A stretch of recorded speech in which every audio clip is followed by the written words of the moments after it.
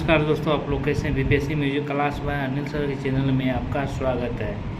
तो आप लोग को हम वीडियो दिखा रहे हैं, न्यूज़ दिखा रहे हैं जो एसके सिद्धार्थ और शिक्षा मंत्री जो हैं वो कंप्यूटर शिक्षक के बहाली के बारे में क्या बोले हैं वो देखिए, और अच्छा लगे तो लाइक शेयर सब्सक्राइब जरूर कीजिए, ठीक है ना। पहले वीडियो देखिए उसके बाद। और आगामी वर्ष में हम लोग का उद्देश्य है कि क्लास 5, 6, 7, 8, 9, 10 इन सभी क्लासेस को कंप्यूटर का ज्ञान दें। सभी जगह आईसीटी लैब्स लगे और सभी बच्चों को कंप्यूटर का ज्ञान दें। आइए आप सामने सर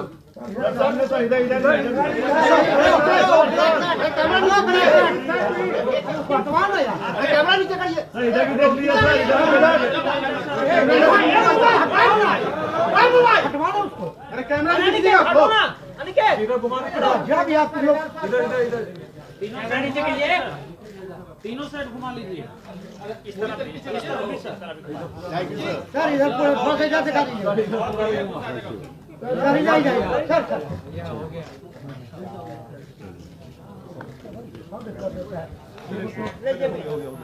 फोटो ले लिए।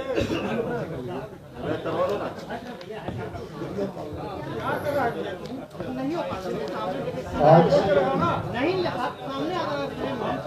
वार्षिक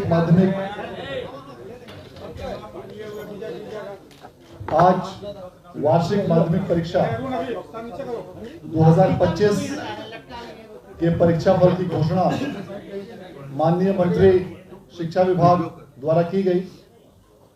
आज घोषित किए गए इस परीक्षा फल के अनुसार पूरे राज्य में कुल 15,58,077 विद्यार्थी अपीयर हुए थे, जिसमें कुल 12,79,294 विद्यार्थी उत्तीर्ण हुए हैं, जो कुल संख्या का 82.11% है। इसमें प्रथम श्रेणी में 4,70,845, द्वितीय श्रेणी में 4,84,012 और तृतीय श्रेणी में 3,07,792 विद्यार्थी उत्तीर्ण हुए हैं। आज घोषित किए गए इस परीक्षा परिणाम के अनुसार पूरे राज्य में टॉप 10 अर्थात प्रथम 10 स्थानों में कुल 123 विद्यार्थियों ने स्थान प्राप्त किया है, जिसमें 60 छात्राएं हैं और 63 छात्र सम्मिलित हैं। इस टॉपर लिस्ट के अनुसार पूरे राज्य में 3 विद्यार्थियों ने, जिनमें 2 छात्रा और 1 छात्र सम्मिलित हैं, इन्होंने 489 मार्क्स अर्थात 97.8% अंक प्राप्त करके पूरे राज्य में प्रथम स्थान प्राप्त किया है, जिसमें साक्षी कुमारी जेपीएन हाई स्कूल समस्तीपुर की छात्रा हैं, अंशु कुमारी भारतीय इंटर कॉलेज गहिरी की छात्रा हैं और रंजन वर्मा जो हाई स्कूल अज्ञाव बाजार भोजपुर की छात्र हैं। इन तीनों ने संयुक्त रूप से 489 अंक प्राप्त करके प्रथम स्थान प्राप्त किया है। आज जारी किए गए इस परीक्षा फल के अनुसार पूरे राज्य में जिन विद्यार्थियों ने भी बेहतर प्रदर्शन किया है और जिन किसी विद्यार्थियों का भी किसी कारणवश जो इसमें उत्तीर्ण नहीं हो पाए हों, वैसे विद्यार्थियों के लिए बिहार विद्यालय परीक्षा समिति द्वारा आगामी 4 अप्रैल से 12 अप्रैल के बीच कंपार्टमेंटल का फॉर्म भरने की तिथि निर्धारित की गई है। और जो भी विद्यार्थी अपने अंक से यदि किसी कारणवश असंतुष्ट हो तो वे भी 4 अप्रैल से 12 अप्रैल के बीच अपने अंकों के संबंध में चैलेंज कर सकते हैं और स्क्रूटनी के लिए आवेदन कर सकते हैं।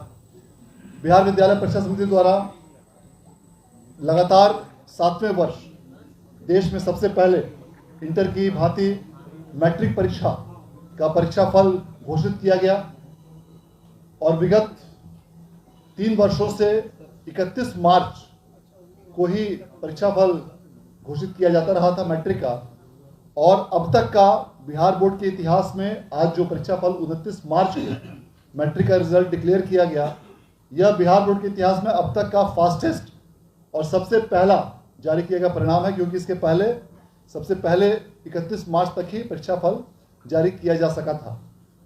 इस प्रकार से इस वर्ष भी बिहार विद्यालय परीक्षा समिति द्वारा अलग अलग कई प्रकार के नए इनोवेशंस, नई तकनीक, आधुनिक गुणवत्ता के साथ सभी विद्यार्थियों के फोटो के साथ प्री प्रिंटेड कॉपी, बारकोड और लिथोकोड के साथ बनाई गई और उसे सफलतापूर्वक लागू किया गया। कई प्रकार के मल्टीपल कंप्यूटराइज्ड प्रपत्र बिहार विद्यालय परीक्षा समिति द्वारा अपने स्तर से तैयार किए गए और उसकी स्कैनिंग करके डेटा तैयार करते हुए फास्ट सॉफ्टवेयर के माध्यम से रिजल्ट प्रोसेसिंग की कार्रवाई की गई। सभी मूल्यांकन केंद्रों पर कंप्यूटर की व्यवस्था की गई थी और वहां से अंकों की प्रविष्टि सीधे सर्वर में की जाती थी। इसके पश्चात सभी बारकोडिंग केंद्रों पर भी सभी कॉपियों की बारकोडिंग भी कराई गई थी और सभी बारकोडिंग केंद्रों पर भी कंप्यूटर की व्यवस्था करते हुए इसकी कंप्यूटराइज्ड एंट्री कराई गई थी। सभी प्रश्न पत्रों के 10 सेट तैयार किए गए थे और इस प्रकार राज्य सरकार का जो संकल्प था कि पूरी कड़ाई के साथ कदाचार रहित रूप से स्वच्छ और जीरो टॉलरेंस की नीति राज्य सरकार की, इसके साथ ही पूरी परीक्षा आयोजित की गई थी, जिसका परिणाम आज माननीय मंत्री महोदय द्वारा घोषित किया गया। मैं इस अवसर पर माननीय मंत्री महोदय के प्रति आभार व्यक्त करना चाहता हूं, जिनके दिशा निर्देश और मार्गदर्शन में इस पूरी प्रक्रिया को सफलतापूर्वक संचालित किया गया। मैं इस अवसर पर अपर मुख्य सचिव शिक्षा विभाग का भी आभार व्यक्त करना चाहता हूं, जिन्होंने इस पूरी व्यवस्था की मॉनिटरिंग की और समय समय पर बैठक और अन्य माध्यमों से आवश्यक दिशा निर्देश निर्गत किए, जिससे इस पूरी प्रक्रिया को करने में सहूलियत हुई। अब मैं अनुरोध करना चाहूँगा अपर मुख्य सचिव शिक्षा विभाग से कि वे कृपया इस अवसर पर आप सबों को संबोधित करें। बोर्ड को भी बधाई देता हूं कि उन्होंने समय पर और समय से पहले उन्होंने ये रिजल्ट घोषित किया है। हम लोग विभिन्न प्रकार के इनोवेशन और विभिन्न प्रकार के मॉडर्नाइजेशन एक्टिविटीज विभिन्न स्कूल में हम लोग कर रहे हैं और आगामी वर्ष में हम लोग का उद्देश्य है कि क्लास 5, 6, 7, 8, 9, 10 इन सभी क्लासेस को कंप्यूटर की का ज्ञान दें, सभी जगह आईसीटी लैब्स लगे और सभी बच्चों को कंप्यूटर का ज्ञान दें। एक जरूर हम लोग को जब हम लोग रिजल्ट की समीक्षा कर रहे थे तो मैथ्स का एक इशू निकला कि मैथ्स में थोड़ा बच्चे कमजोर हैं और मैथ्स में अच्छी तरह कर नहीं पा रहे हैं। तो मैंने अपने सभी ऑफिसर्स को ये कहा है कि अगले वर्ष जो पहला महीना है अप्रैल का, वहां पर आप एक्स्ट्रा क्लासेस मैथ्स के चलाएंगे और सभी को मैथ्स के रिफ्रेशर कोर्स चलाएंगे ताकि मैथ्स में लोग पिकअप करें और मैथ्स में लोग रुचि लें।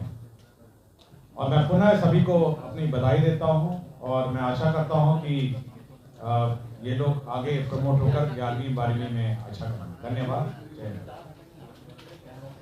अब मैं अनुरोध करना चाहूंगा माननीय मंत्री महोदय से कि वे इस अवसर पर आप सबों को संबोधित करने के बाद। आप सभी को नमस्कार और इस प्रेस कॉन्फ्रेंस में आपका स्वागत है।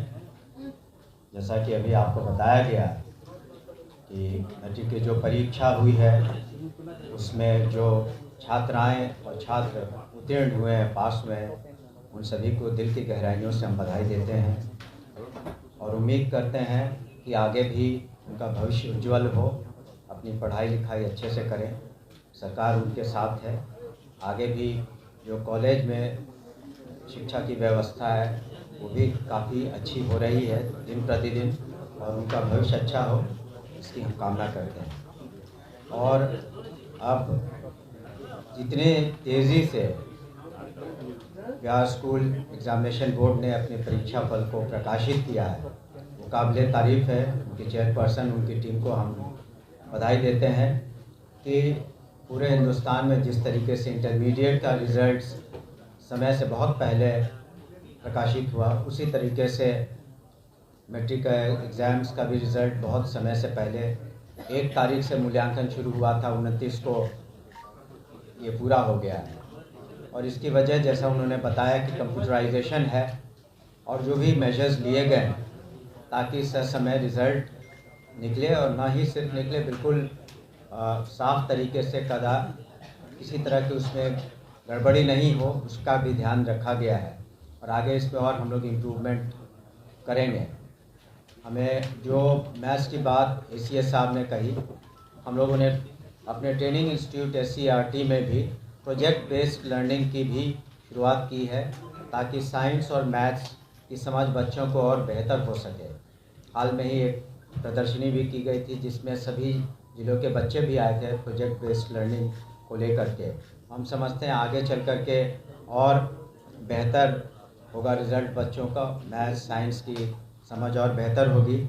और माननीय मुख्यमंत्री श्री नीतीश कुमार जी का जो संकल्प है कि गुणात्मक शिक्षा दी जाए और सेंटर्स ऑफ एक्सेलेंस बने बिहार में, उसकी दिशा में एक बहुत महत्वपूर्ण कदम है, क्योंकि जब हमारा बेस और नींव मजबूत होगा तो आगे चल के बच्चे अच्छा करेंगे, छात्र छात्राएँ।